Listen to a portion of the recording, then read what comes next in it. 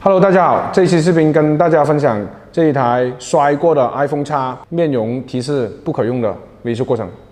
当我们拿到机器的时候呢，手机屏幕已经摔裂的了，可以显示，但是不能触摸。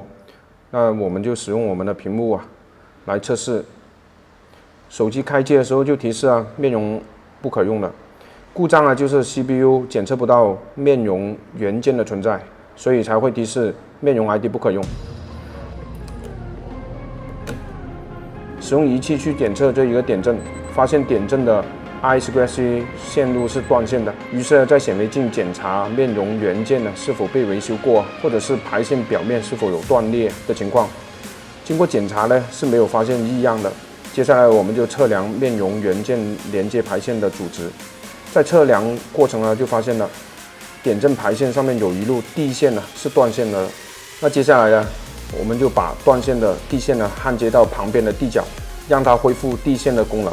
再次使用了仪器去测试 I2C 断线的故障已经排除了，但还有故障，就是点阵有一盏灯是不亮的。再次装机测试，开机不再提示这一个面容不可用了，可以正常进入这一个面容功能，但是录取的时候提示宜高宜低。从以上的检测可以得出点阵排线是断线的了，只能更换点阵的排线了。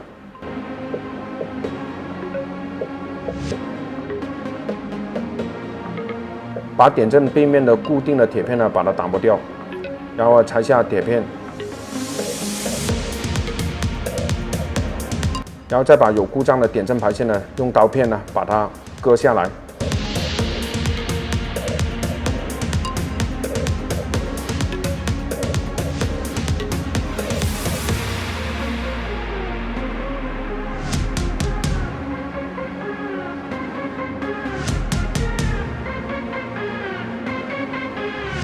清洁好这一个点阵的焊点，然后上漆，最后安装好的排线到点阵上面。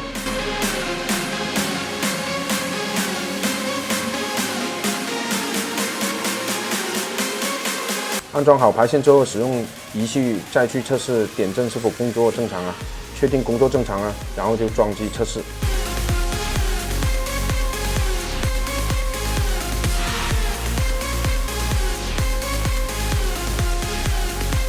然后这一个故障就排除了。